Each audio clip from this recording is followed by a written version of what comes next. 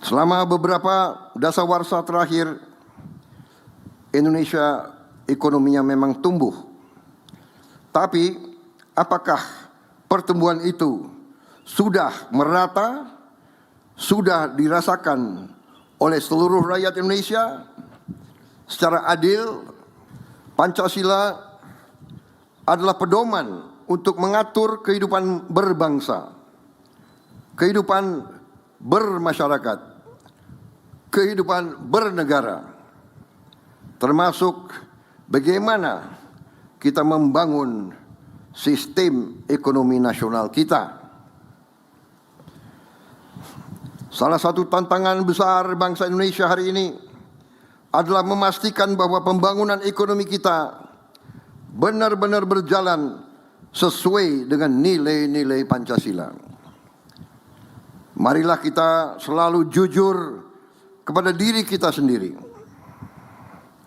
Kita harus mengakui kelemahan-kelemahan dan kesulitan-kesulitan yang kita hadapi. Selama beberapa dasawarsa terakhir, Indonesia ekonominya memang tumbuh.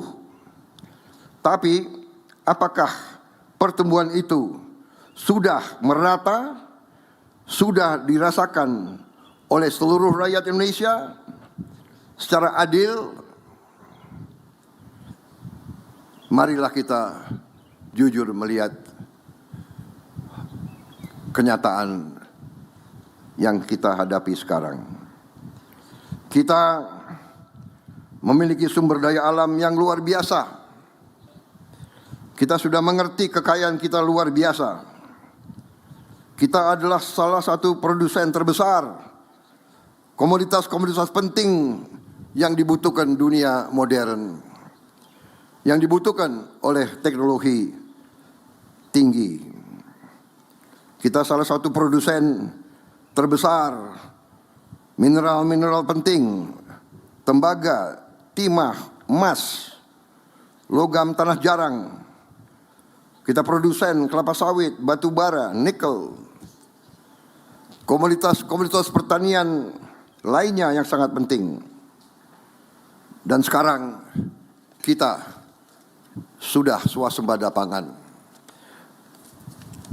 di mana banyak negara menghadapi kesulitan. Kita sudah lebih siap. Namun kita harus mengakui bahwa terlalu lama kekayaan kita tidak sepenuhnya bisa dimanfaatkan untuk kemakmuran rakyat. Terlalu lama sebagian nilai tambah atas sumber daya kita dinikmati di luar negeri. Terlalu lama rakyat kita hanya menjadi penonton di atas kekayaan bangsanya sendiri. Karena itulah saya berkeyakinan bahwa tugas sejarah kita saat ini, tugas sejarah saya sebagai Presiden Republik Indonesia ke-8, sebagai mandataris rakyat yang disumpah di hadapan rakyat, adalah untuk melakukan transformasi bangsa, terutama transformasi ekonomi nasional kita. Transformasi dari ekonomi yang belum sepenuhnya berlandaskan Pancasila menuju ekonomi yang sungguh-sungguh berdasarkan Pancasila. Saudara-saudara, apa arti ekonomi berdasarkan Pancasila? Pertama, ekonomi yang religius,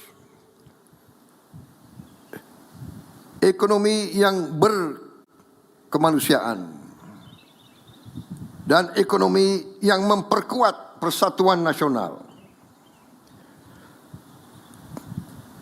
Kita percaya bahwa kekayaan alam bukan sekedar komoditas ekonomi. Kekayaan alam adalah amanah Tuhan Yang Maha Esa yang harus dikelola secara bertanggung jawab untuk sebesar-besar kemakmuran rakyat dan juga untuk anak dan cucu kita, untuk masa depan, untuk generasi-generasi yang akan datang.